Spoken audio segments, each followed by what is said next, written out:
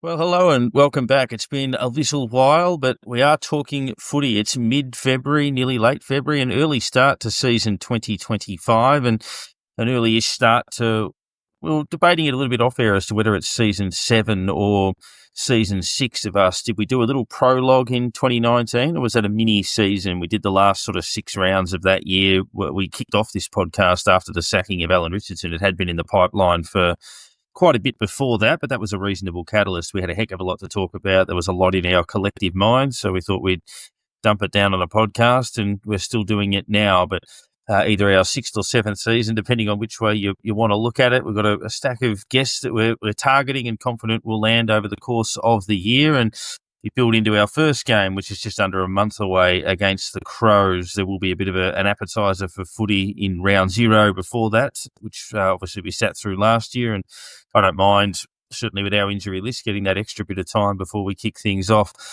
for the season at proper. A little bit of housekeeping. If we are welcoming you, you can follow us across all of your favourite channels and give us a like and have a comment as well. And of course, we're all Saints fans that met through our collective love of footy, and a lot of Saints fans met through Saintsational. I know I met a lot of Saints fans on that platform many years ago. We used to have all of the fun and enjoyment of social games of football between fans and groups of supporters across the landscape. Obviously met a lot of people through that and had some really good times along the way. Saintsational is a partner of ours at Unpluggered, and we're keen to get people to get along and continue that flavour to talk footy as much as they possibly can. I think I met you guys on Saintsational. You guys, I think, had known each other for a while already, but I met you guys from the forum and some of those forum games, and we ended up all admins on that forum at one stage or another. It's got some history, that joint, doesn't it? It does, and certainly keen to keep that flavour going. We know the medium with which people discuss things has changed a little bit over the journey, but certainly hoping that we can keep that going. But Nick, your thoughts as we enter another campaign? Do we call it season 7 or season 6? I'm going with 7. I think anytime you're talking about metrics, numbers, whatever, you always go for the bigger number. So I'm going for 7. I'm happy to take the W there. H, what about you? Yeah, I think it's right. I'd probably jumping on the back of our YouTube video, which has got a lot of hits that we can't really take too much credit for, but that's the big number. So yeah, I think we'll go into there. I think we covered a fair bit in that first one, or the first couple. So yeah, there's a fair bit of ground covered there. So we'll go for it. Probably was almost a full season's worth of chat in those first probably 4 to 6, 8 weeks, whatever it was that we ended up doing in 2019. We had there was Grant a fair bit Thomas, going on. We had Barry Breen, Stevie Mills, Spider, Adam Schneider. So, there was enough there, I think, for that to be worthy of a season. Jaron Geary, I think we had as well, the then skipper through that period. So. Yeah, what we'll do through this is we'll sink our teeth into sort of having a look at St Kilda's best team, which is obviously going to be missing a few for the opening round. We'll look at those early fixtures and expectations. We'll rattle through some of your questions as well. And what we'll also look at is probably some of the burning questions that we touched on last year. What needed to be the focus over the off-season? What would have been your main area of improvement? Which player do you expect to improve? Who will be the standout? Who holds the key? All of that sort of stuff as we count down towards an intriguing season, year 3 of Ross 2.0. Obviously, finals in the first year. Last year, we were out of contention very early and then obviously came home very strong. Did we set the platform for a return to September, or is there still some work to be done, or perhaps a combination of both? But, H, how are you feeling at this early points out from the season? I guess there's always that sort of quiet optimism.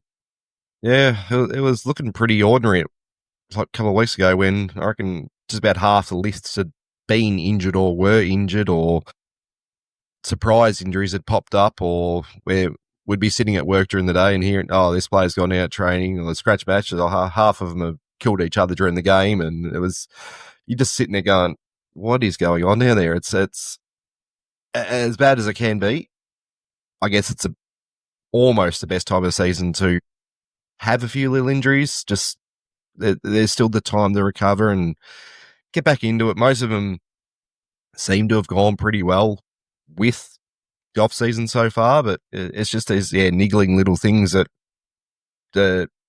a couple of players are going to be maybe not quite as fresh as they might have been going into round one, but at the same time, it's better than, getting into round one and, say, losing half those players and struggling for the next 4, 5, 6 weeks after that. So hopefully we've got those few little unlucky injuries out of the way and, hit the ground running round one. But it's going to be probably, as we're looking at our best side, we think we'll hit the ground running in round one.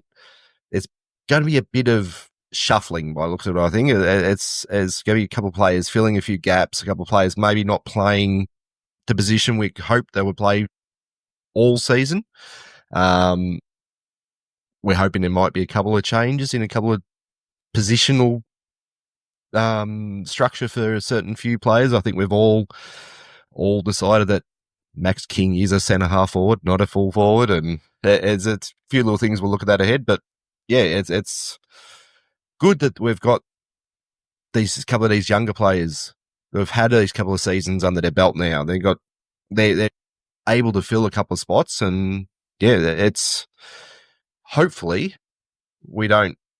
Well, what everyone seems to be thinking that we're going to be about 1-6 or 1-7 or 1-8 or something like that. Hopefully, like we did a couple of years ago, surprise a few teams, get a good start, and then, unlike last time, we finish strong and build on what we started early and not drop off. So there's some good potential there for us this season, but I think if we drop off too quickly, it's going to be tough to come back. But we've got the players there with the ability to give us a good start, and if we can finish strong like we did last year, you never know.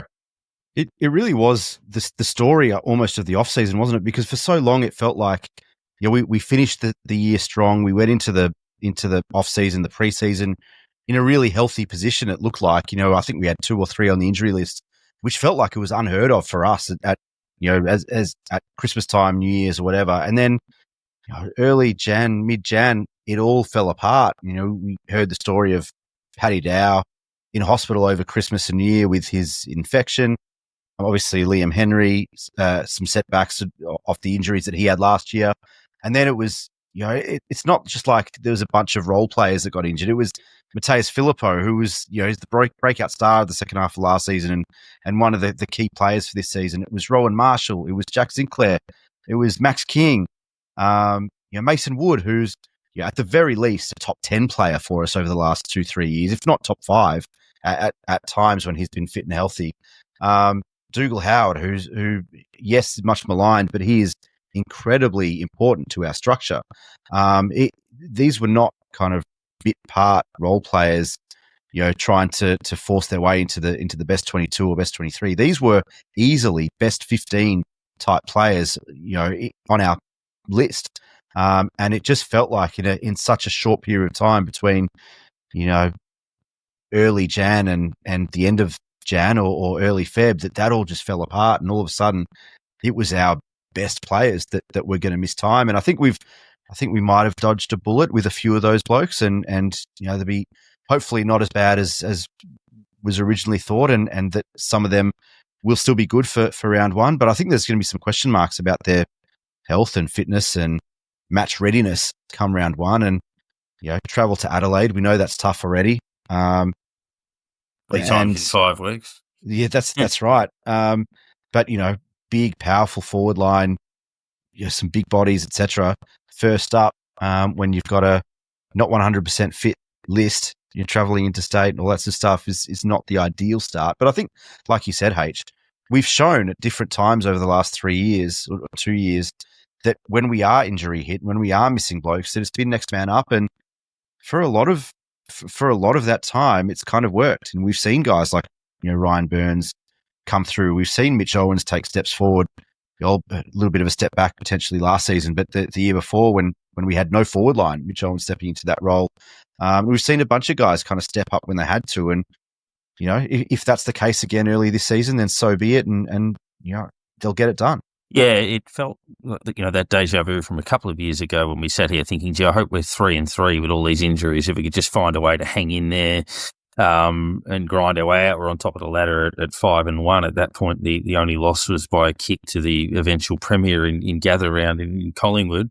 Look, this time it's probably the other end of the ground. You factor in Battle's departure, Dougal Howard obviously down, so that's two key position defenders. There's always debate around whether Caminiti was going to go forward or back. Maybe that forces their hand, but this is when Ross looks at as you say, the next soldier up and his ability to restrict teams and get that sort of disciplined team defence that's going to be needed in the early part of the year. Obviously, Zane Cordy did a really good job a couple of years ago forward. He then did a very good job later in that same season back when Dougal Howard went out of the side. Limited opportunities last year, but can get the job done. Obviously, the Crows with Tex and Thilthorpe and Fogarty and these guys in that forward line, a bit of a handful. And then you play the likes of Richmond and Geelong. Obviously, no Tomahawk in the Cats side anymore, but they've still got Henry and Cameron and those sorts of blokes. So it'll be interesting, obviously, on that injury list. And as you say, we had two match sims that panned out disastrously. The first one, Dougal Howard does the shoulder. Filippo didn't play in that match, but how you get a stress fracture in the femur seems really unusual. Like stress fractures, you would think a lower leg, foot, those sorts of things, but the femur, so effectively suggestion it's like a weights injury or something. Yeah, that's like the muscle, the bone in the thigh, basically. Whether it was high up near the hip, I don't know. But and then obviously the King, Wood, Sinclair trio, which again, look, there was fears that King did the ACL. He's now the most minor of those three injuries. The thought was that Wood's quad was quite bad. He'll be fine for round one. And Sinclair lands in the same boat that he did last year, really, where he was racing the clock to play round one and he just missed. You get the feeling that may happen again, given it's an interstate trip, that might be the case. And the Liam Henry one's probably a bit of a worry in that that just keeps lingering on and on. He played less than half the games last year, was really important in them. And I guess with Filippo, if you just work it back, I think he's listed on the injury list now as 9 to 10 weeks. We play in about 4. So you're thinking best case scenario is maybe he misses the first 5 games, possibly 6, which is, I guess, manageable. It's not ideal, but probably got to hang in there again. It's not the easiest start to the season. Port away, Giants away, Cats, Crows. If we could be 2-3, 3-2, obviously would be super. But, again, aim for that 3-3 at the 6-round mark and see where that leaves you when the fixture does open up a little bit. And even Rowan Marshall's injury, apparently they were in New Zealand and he fell down a hill or rolled down a mountain or something. And that's how he's always slipped on a dodgy bit of grass or I don't know, but something quite unusual. Looks like he'll probably get to the line. Might take this opportunity to have a look at what our best teams are before we go through some of those questions and expectations on the year ahead. Nick, did you want to run through yours? So you've gone through round one. H, you've gone through round one. I've gone a bit broader as best 23 and then listed the changes for round one. But Nick, how do you see us lining up? Yeah, really tough with, H, you mentioned off air, Dougal Howard out, just automatically shuffles some magnets around and, requires some moving pieces. There's obviously a bunch of question marks still about guys that aren't necessarily on the injury list, but have been, not fit and unhealthy for quite a while. We're talking about guys like Hunter Clark, and you just wonder kind of where he's at in terms of his health and fitness. But I've gone, I guess, starting from the back, I've gone Zane Cordy at fullback. I think for this round one clash, and it might be different depending on different matchups throughout the course of the season without Dougal Howard, but against that forward line that you touched on, Parko, against the Crows in Adelaide, I've gone Zane Cordy at fullback. I've got Cal Wilkie and Jimmy Webster in finishing up that fullback line. I've got Naz and Sinclair halfback flanks, and I've gone Caminiti at centre halfback only because I think we need another big body there. There's a few other blokes. Obviously, James Barrett is the 18-year-old. He looks like he's 38. He could fill in. I think that they're kind of, they want him in a key position spot down the track, but I'm not sure round one in Adelaide is the time for that debut. And I think there's a few options forward that we'll talk about as well, that I think we can put Caminiti at centre half back dependent on matchups. And I think this is probably a matchup like that. I've gone Hill and Wilson on the wings and Hunter Clark in the centre. Mitch Owens, Ryan Burns in the half forward flanks. I think Owens has the ability to move into the middle this year. I'd like to see more of that. But obviously, with some of these injuries and moving pieces, we probably need him closer to goal at times. So having him kind of forward of centre is going to be important. Max King at centre half forward, as you said, H, it's something that you've been calling for probably 3 years. And this is the time to make that move. Get him more involved. We know that when he touches the ball early and when he's involved, more often than not, he'll have a good game. If not a monster game, he'll have a good game.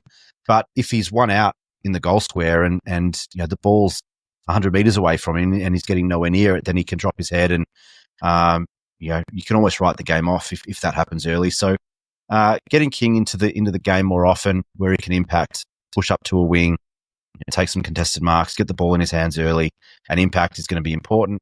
Higgins and Butler, I think in the current setup, those two veterans in the pockets, just hopefully wreaking havoc defensively, a lot of chasing, harassing, tackling, forward pressure, and hopefully hitting the scoreboard. And then Cooper Sharman out of the goal square. I think he's really proved himself over the last couple of years as a forward. We know that they've swung him back a couple of times and he's been okay in that role too. But I'd love to see him play a full season in the forward line with a set role, understanding his capacity and what he's going to do. And we know he's a beautiful kick for goal, so why not have that close to goal? And then Rowan Marshall, assuming he's fit, is clearly the starting ruck with Steele and Jack McRae on ball. And Jack McRae's he's going to be a very, very good fit for us. He's the perfect type of player. He can dispose of the ball well with both feet. He can run. He can carry. He's not the fastest, but he's powerful inside, outside, and he's a really good player. And on the bench, Harry Boyd's an interesting one, obviously dependent on Rowan Marshall's fitness, but I'd love to have that kind of second tall to give Marshall a chop out, to let him push forward. With Caminiti back, potentially we end up being a little light up front. So having the ability to rest Marshall out of the goal square and still have King and Sharman there to provide some leverage, I guess, in that part of the ground. Ari Schoenmaker's a really interesting one because he can play forward, he can play back, he can go on a wing. He's obviously got a massive weapon, a monster weapon with that leg of his. And so just, someone who can break lines with the ball and hit targets and potentially hit the scoreboard. Unusual to have a guy his size on the bench, but I think that he's got enough flexibility to be able to impact in a number of ways. And then Windhager and Hugo Garcia, just from their ability to impact and provide a quick punch when you need to, whether it's in defense, whether it's tagging, whether it's more of that defensive role, or whether it's just go in, hunt ball and go and have an impact. I think those guys can do it. And then just with the way that we are, I've gone Zach Jones as the sub, and then there's a bunch of young kids who could be an emergency. Travalia, obviously, I think we'd all love to see early in the season as much as possible. But matchups, I think, and I think he's going to be a good player too. It's, H, how did you line up? Yeah, it's similar for a lot of positions. It's, as you're saying, the whole Howard thing changes everything. I've actually pushed Cal Wilkie back to full back to begin with, just thinking he maybe just has to take, I guess, more of that man defensive role. And I mean, we know how well he plays as a defensive player, rarely gets beaten. I think whatever it was last year, it was only a handful of times he was beaten for the whole season. Yeah, once even. So it's not that he has to play that sort of half loose, half running defender or that sort of stuff. He can play a defensive role, and you've got Walker and Fogarty, who they're not massive forwards. They're sizable, but Wilkie's not small either. He should be able to run with one of those two. You threw up Cordy's name before, and I've sort of got him in my from bench with pretty much 7 names going. Depending on if all their players get up, then he's probably an inclusion going into that game if all 3 of those big forwards play. if we don't have a team that has three big forwards like that we play, then he's probably the one who misses out of what we've got. If we need a forward, Caminiti probably goes forward and Cordy then goes into the back line to replace him. It's Schoenmakers is probably just a little inexperienced at the moment. It's probably a big ask to throw him back and say, here you go, play on one of these tall forwards here and provide a real defensive role. He's just not probably at that point just yet. But we know we've got a few defensive players coming through, and basically we probably want to get a few of those guys games this season. So we'll see them pop up occasionally, I think, and hopefully we'll be able to get a couple of games into them here and there. We're not relying on playing them, which will be a good thing. But yeah, so from the back, Wilkie, Wanganeen-Milera and Webster running out. Caminiti centre half back again. Hopefully not a permanent position. I don't see him being a permanent centre half back or a permanent full back. Obviously the matchup, if Thilthorpe goes straight to the goal square, you just suggest that he's the one that goes down with him. But other weeks, yeah, hopefully that's not what we're looking at. That's not what we're thinking. Okay, he's got to go down there and play that role. But hey, if he goes out there and wins a position, hats off to him, because it'll be fantastic to see him somehow manage to, I guess, solidify a position out there. It would be we all don't think it is really going to be the thing that happens, but we've seen stranger things before. From the back flanks, Clark and Sinclair. Hopefully Sinclair gets up, as saying he may not. If he doesn't, then obviously we'll swing back, say probably a Burns or someone like that down there, just to try and get a little bit of run or something or other. Or Hill and Wilson on the wings, as you had. I got Jack Steele just in the centre position, sort of that. It's going to be a bit of a rotation through the middle there. I think it's going to be a few players getting in and out, and it's not really set, I guess, as that spot. King centre half forward with Wood moving just to a flank. Owens on the other side. Higgins and Butler, forward pockets. Hopefully Butler gives a bit more offensive output with that defensive pressure that he puts on. I'd like to see him get a few more goals this year and just make that position his. Don't think, okay, he's had 3 forward tackles and 2 kicks of the day, and that's the whole day. And I want to see a couple of goals here and there, and 20 to 25 for the season. That's where I reckon he should be sitting at when you know what he can do. Hopefully that's the kind of output we can get back from him again, because we know he's got that in him. And yeah, Cooper Sharman, the full forward. As you say, it's a perfect position for him. He runs at the ball. He jumps at the packs. He crashes the packs. He finds the open space. I've seen him run defenders around in circles and then lose them. And he's got that bit of run in him that he's able to make the space for himself. So if you can get him one out against a lot of defenders out there, he's going to win a lot of ball. So hopefully, yeah, that becomes one of those permanent positions this year. We go, that's where he needs to be, because yeah, he is provided there's some really good play out there and deserves a spot. Marshall, McRae, and I've got a little bit defensively in the midfield with Windhager, because thinking that we probably need a bit more stoppage in the middle to stop the ball getting down with the lack of defenders at the moment. If we can try and stop their running out there, we might have a bit more chance, say from the bounce straight at the centre. Just a little bit more body on body, lock it up, and then give us a bit of a chance to maybe structure up something a bit more, instead of having the ball come straight out the middle and going straight into their forward line. It'd be just nice to be able to put him on someone and say, yep, shut him down, or don't let the ball out the middle.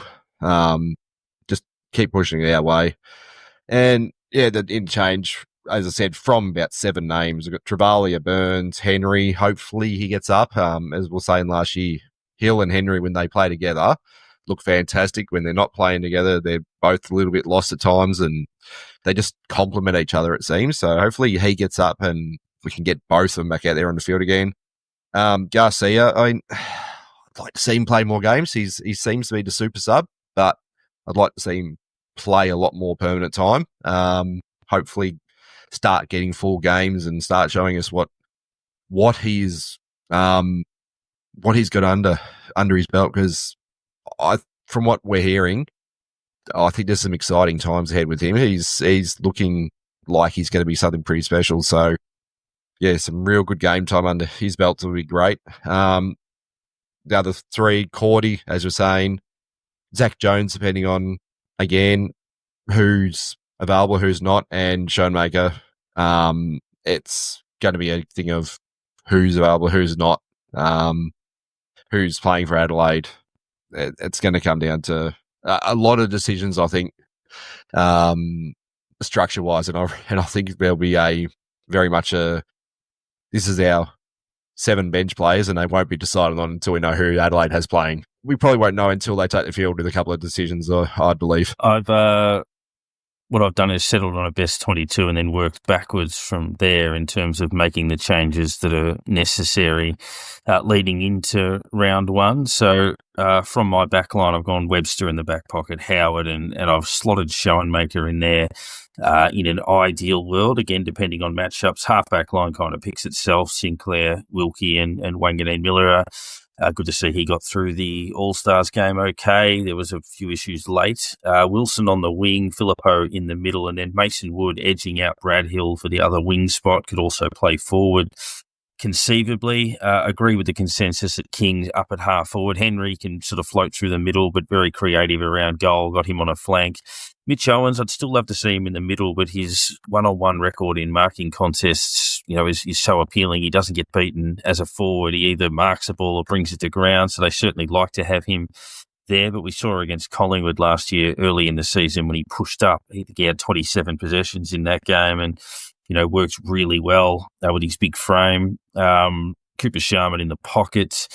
Caminiti, I've got it full forward. Obviously, there's a bit of horses for courses there where he might have to go back, but in an ideal world, I think he gives them that bigger structure, and it does release Sharman to play more of a lead-up role. Higgins in the pocket is the logical one. Midfield is Marshall, Steele, and McRae. Obviously, McRae gets that Brad Crouch role that we missed so badly last year. Hunter Clark on the bench, another one who's sort of been battling a few injury niggles along the way. Hugo Garcia and Marcus Windhager, a bit of hardness, can play defensively, good tacklers. I've got Brad Hill there, and the sub would either be Travalia or Butler. Obviously, Butler not being in the best 22 might surprise a little bit, but I think in terms of that balance, I think Henry and Owens in that forward line at this point in time, but obviously Butler does provide you with that good degree of depth. Changes for the opening round, obviously Cordy in for Howard. I think that makes sense. Ronnie Burns finished last year pretty well. He would slot in for Henry. Then you'd be looking at Stocker or Butler potentially for Filippo, depending on the matchups and how you want to work it from there. Paddy Dow, obviously a little bit unlucky. When he's at his absolute best, he showed a little bit towards the end of last year.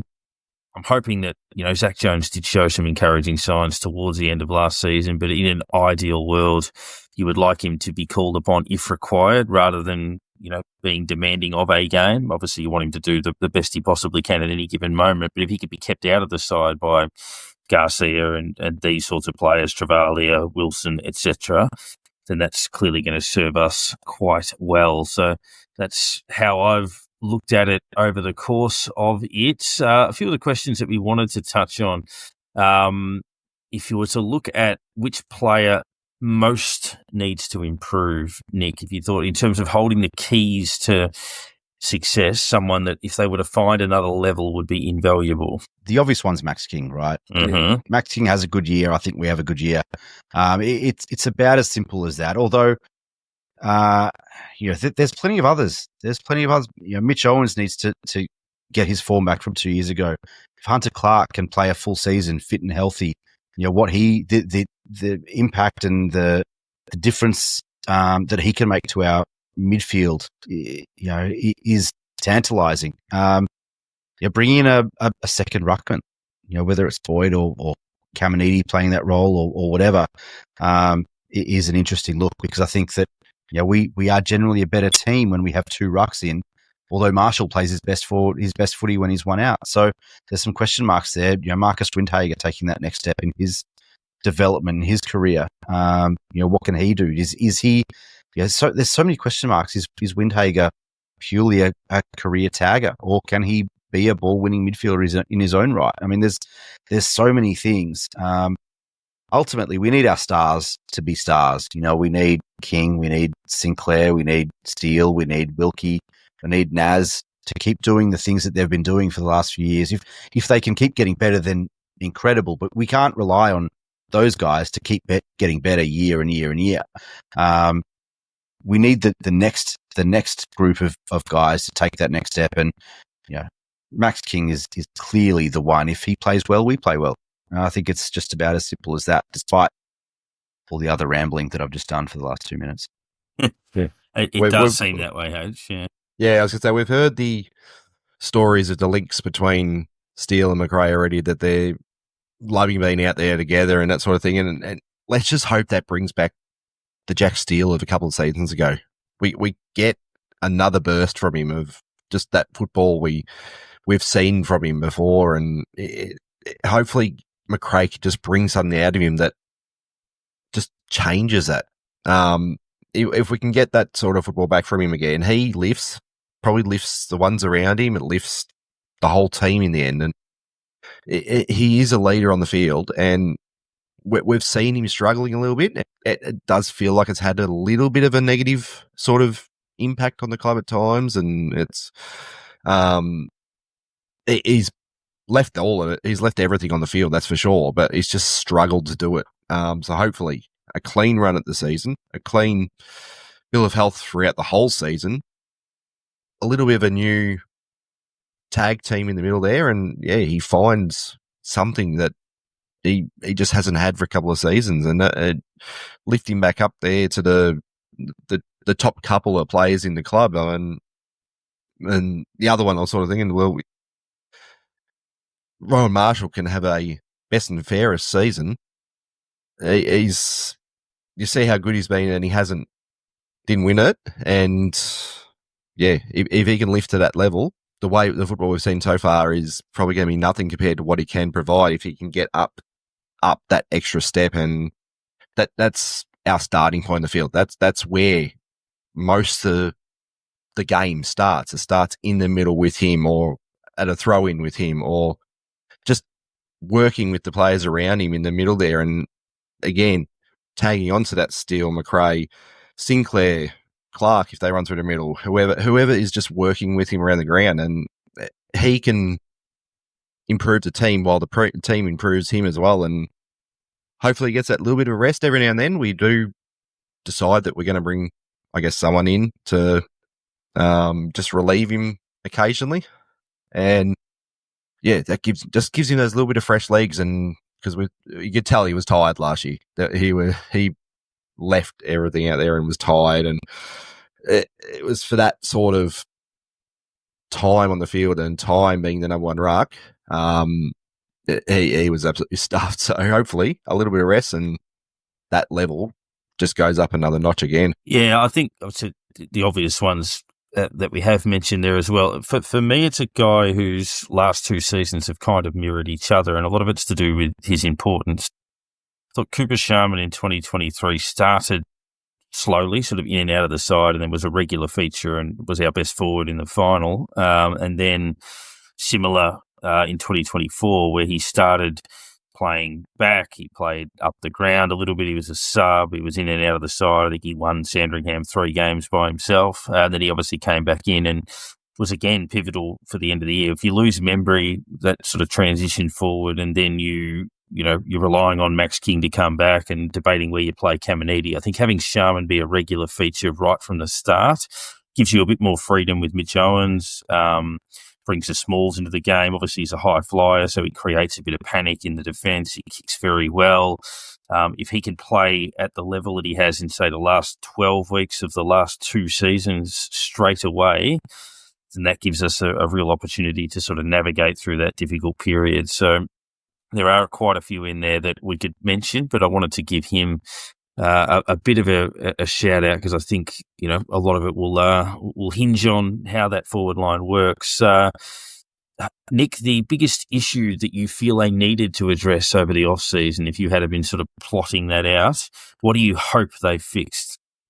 Well, there's two, and I think they're probably pretty consistent issues that we've seen over the last few years, and one of them over the last few decades, and that one is delivery into the forward line. I mean, that's been a constant issue from before we had Nick Riewoldt and Fraser Gehrig and these guys in our forward line. That's nothing new, and I think we're probably used to our key forwards, our big name key gun forwards, trying to take marks at the ball at their laces or 3 meters above their head. So that's nothing new, but it is something that if we can fix, it makes us so much better because quite often you can, even if not incredibly well, you can fumble your way forward. You can move the ball forward, but if you can't hit a target inside 50, then it's really hard to hit the scoreboard. And so that's kind of the biggest issue. And one, I guess, over the last 2 seasons 3 years ago, I didn't imagine that this was going to be an issue, but winning the ball at the coalface, and bringing Jack McRae into the fold, like you said, Darren, to replace Brad Crouch, who we missed immensely last season, is going to go a big way to filling that hole. But Jack Steele, like you said, H, getting Jack Steele back to Brownlow top 3, top 5 kind of level. The super skipper, we know that he leads from the front. He does all the right things, but it's been really hard for him to do it on his own. And hopefully they're now building that through the middle of the ground that's going to be able to help him week in, week out to be the player that we know that he can be. But if we can break even at stoppages, I think now our ball use around the ground, whether it's Sinclair, Naz, Hill, Wilson, Burns has become really good with the ball in hand. There's so many guys that can actually move the ball and dispose of the ball really well. But we need to get them the ball, and to do that, we need to, win stoppages. We need to win clearances. We need to be hard and tough at the coalface. And I think that we have improved both of those things just with the way that we've built the squad over the last few years. But injuries have held us back in terms of just availability and having to, as we said at the top of the show, just shuffle the magnets around constantly, week after week for a number of years. And if we can get a bit of luck and get the majority of the squad fit and healthy, I think that we'll be a pretty good team. Yeah, and hopefully it comes, when it's not too late. H, is there anything other than that you hope they addressed? Well, defense is going to be a big question. That's one thing we're really going to have to, now more so with Howard going down, work out what's happening there and there. Unfortunately, Tower's out as well for the moment. He possibly may have come in and played a few games while Howard was gone, and is, as we're saying, Schoenmaker, what sort of defensive role is he actually going to play? Is he going to play a man-on-man role at any stage, or is he going to be more I guess, running defender and fill in maybe more of a battle role sort of thing at the end? Or where's everyone going to fit into here? We have to, again, throw a few magnets around in the back line and see what does work and what doesn't work. It's going to be a bit of trial and error to begin with. It would probably seem like in the first month and a bit, until we got no big defender. That's the one thing that we've possibly got to try and figure out.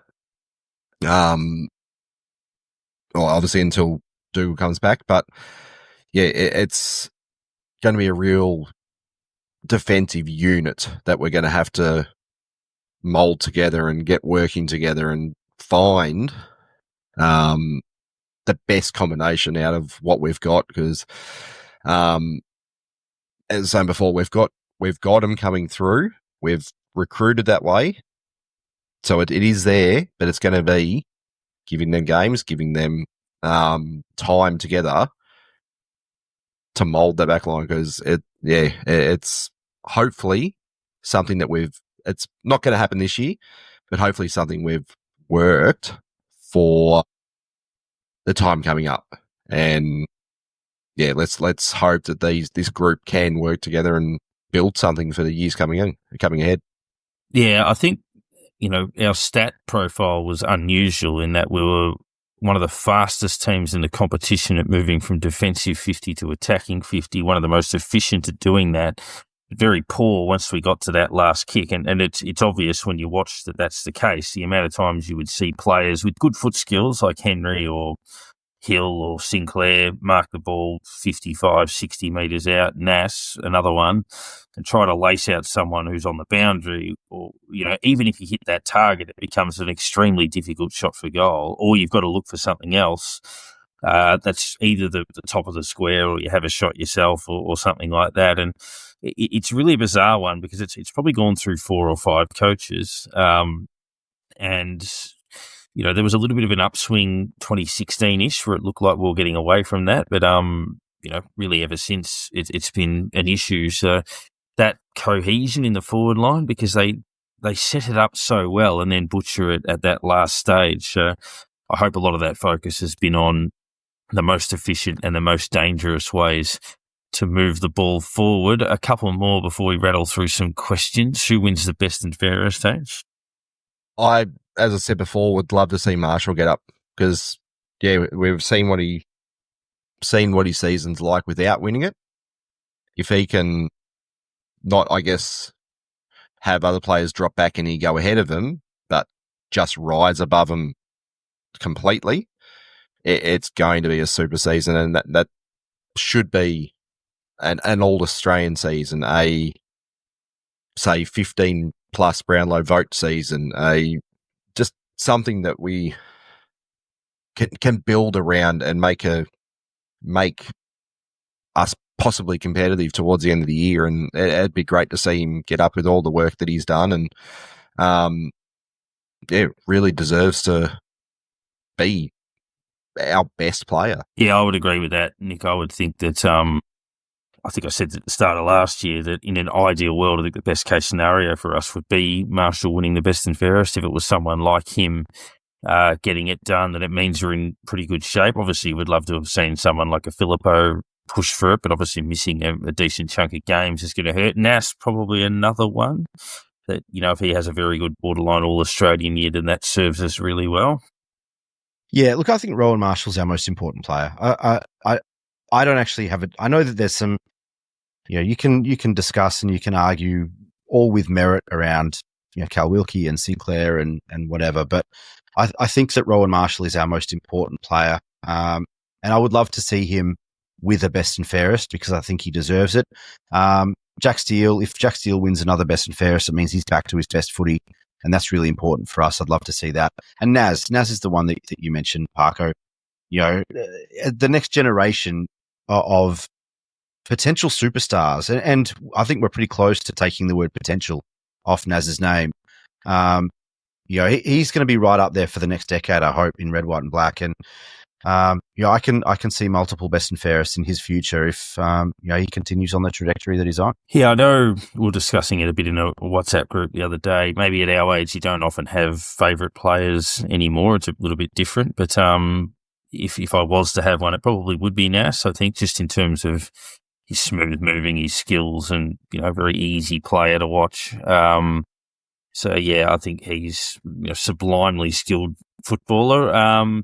We kind of discussed the Caminiti forward or back question. It probably depends on the situation. But we always talk about the Jason Blake Award. I guess the final one we're to look at an underrated player on the list. Nick, is there anyone that you feel still not getting the perhaps the plaudits that they deserve? I mean, it's an interesting one because I feel like we've spoken about this guy every week and how important he is to us, and yet somehow still doesn't get the credit around the league. We were talking about this in our little chat group just before we started recording. But Mason Wood, I said close to the top of the show that I think Mason Wood has just about been a top 5 player for us over the last 3 seasons. At the very worst, he's been a top 10 player when he's been out in the park. And he has played a lot of footy. He's missed a few games in the last 12 months or so, but He's a really important player, and he's a really good player. Like he's not just good for us because he's important to our structure, but he's actually a very talented footballer. He can play the game. He's tough. He's hard. He's good skilled. He can hit the scoreboard. He can go back and take an intercept mark. He's a great size. He does the important things very well. And I know that he had a long stint at North where he had injury after injury, and he was never able to kind of get that consistency and stability into his career, and was highly rated and touted and talked about, all that sort of stuff, and never came to fruition at North. But that stuff's over. He's now played, 60 games, 50 games, 60 games for us or so over the last 4 years or so.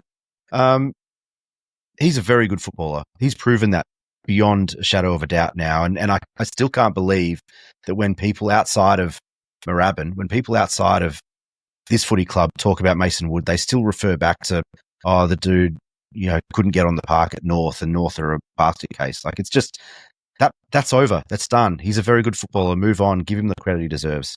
And he was then too. He just kept getting injured all the time, playing mainly as a forward. But yeah, I think St Kilda's winning percentage when he plays and when he doesn't, it's the biggest contrast of anyone else on our list. Anyone you wanted to throw in?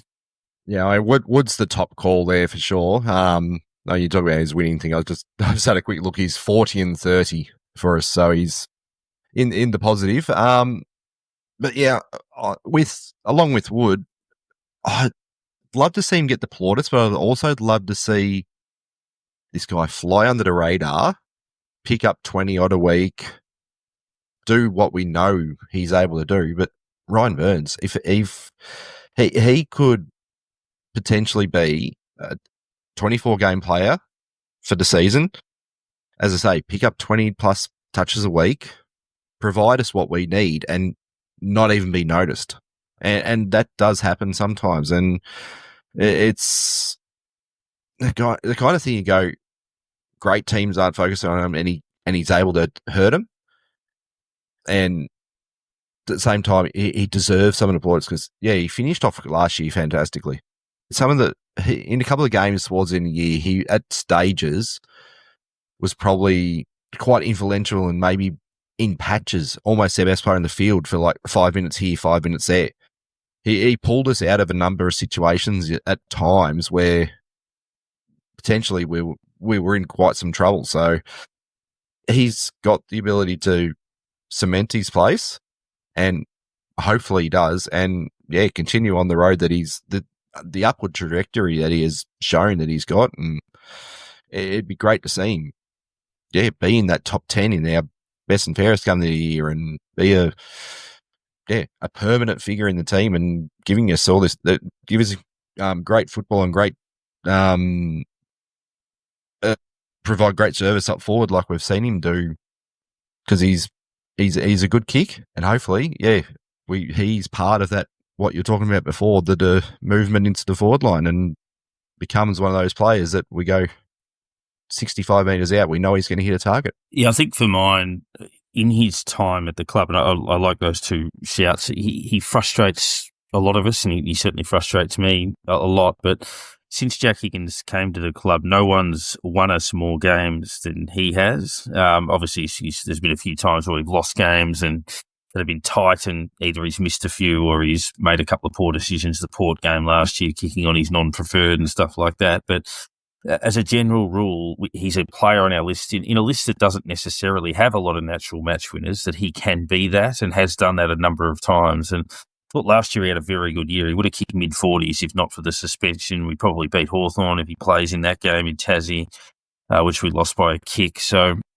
I still think Jack Higgins doesn't necessarily, because of that other side of the coin where small forwards can drive you mad, I think there's that aspect of it that still sort of sits with him for mine. Before we wrap things up, looking at some of the listener questions that we've spoken a little bit about.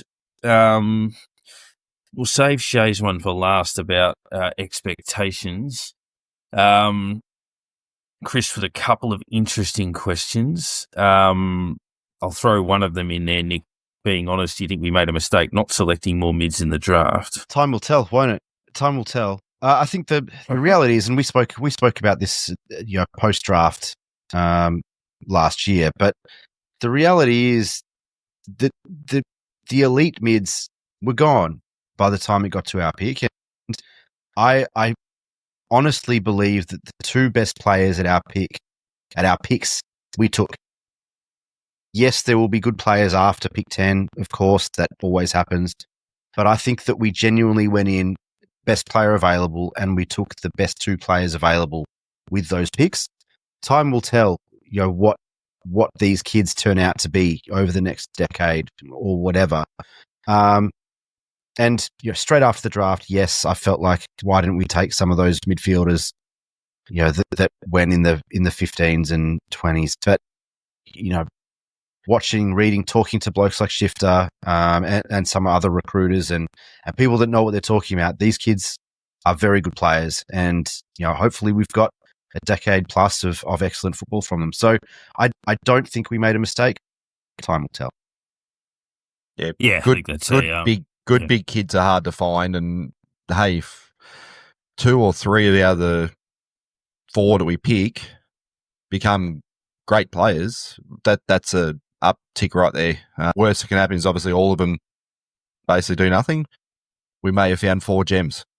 It's going to be a couple of years before we know. And as I said, a few of them are going to slot into this group we're going to build in the back line, hopefully. And then we know Dougal's probably got a couple of years left in him at the best. Forty's not going to be around for much longer. Kemene's not a permanent defender. We're going to have to, find something for his guys. And they were the best there.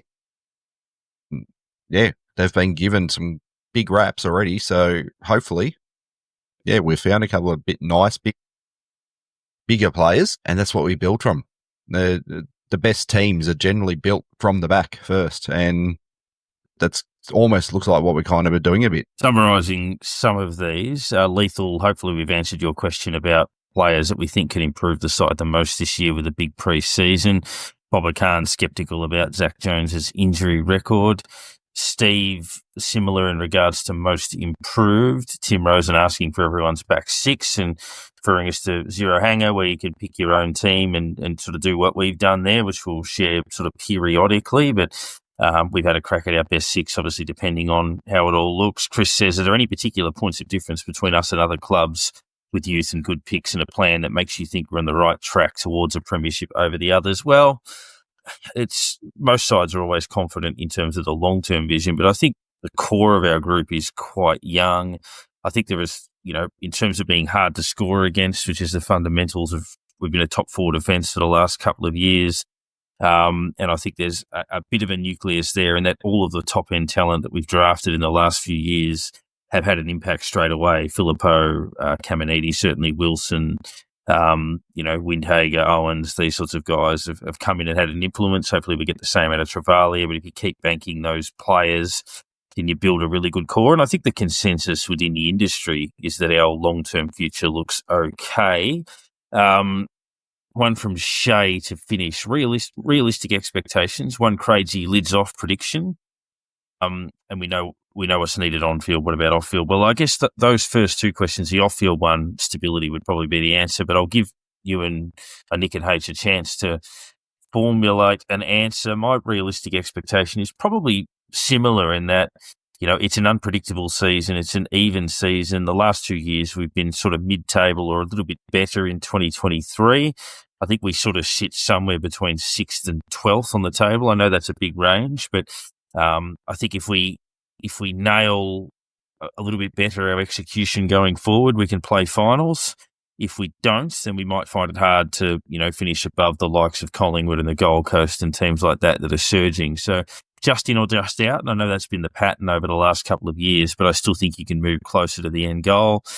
Crazy lids off prediction, probably Max King winning the Coleman, I would think, if we're excluding the obvious, which is the flag. But yeah, Max King kicking 72 and winning the medal would probably be mine. Nick, do you have a couple? Look, I agree with you. I think we're somewhere between kind of 6 to 12. I think we're probably the higher end of the bottom half of that, if that makes sense. Probably 6 to 10. rather than down to 12. Just off we've seen the type of footy that we've seen for the last few years. And yeah, I think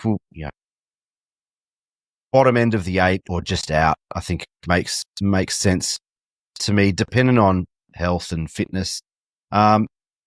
Crazy lids off prediction. I mean, we say besides the obvious, but that's about as crazy or lids off as you can get. If you look back to 1997 and a team goes on a crazy run in the second half of the season, if you go back, nearly a decade to 2016 and the Bulldogs went on a crazy run to finish the season and everything went right for them, from round 16 on or whatever it was, despite having to play 4 finals away, Tom Boyd goes into the ruck in the grand final and they win a flag. I mean, it sounds crazy, but everything goes right. We get players back in the second half of the season. Toby Travalia comes in and dominates off halfback. Sinclair becomes a superstar in the middle. Max King dominates up forward. He gets a great run at footy and can play a full season and can kick 70 goals. And the sky's the limit, really. I mean, anything can happen. And if you're going to talk about a crazy lids off prediction, then the Saints winning the flag might sound obvious, but is about the craziest lids off prediction that you can get. And it's the only fairy tale we haven't had yet. So maybe it's our turn. H, your final expectation in any crazy left field ones? Yeah, well, expectations, when you kind of look at it all, you go, look, you expect maybe 10th to 13th or somewhere in that range, that kind of thing. You hope for 6th, maybe down to possibly 9th. I mean, that kind of area is where we're probably sitting. The 6th is the hopeful, I don't know, 11th or something like that, maybe expected, maybe 11th or 12th expected. Yeah, it'd be nice to go above expectations. That's above what most people seem to be putting us at the moment. That's most experts, I think, or so-called experts in certain places have put us, I think, in the bottom 4 in a lot of the cases and that sort of things. To beat that would be the first step, to prove all them wrong. We're not a bottom 4 side. Then get up above the team, beat the teams we should beat. The next step, pick a couple off. Hey, you never know, as you're saying, you may sneak into the finals and who knows what you can do from there. And the crazy one would be, I don't know, if we do somehow have that sort of run and get into the finals and that sort of stuff, would, I don't know, Rowan Marshall with 46 votes this year be right? Or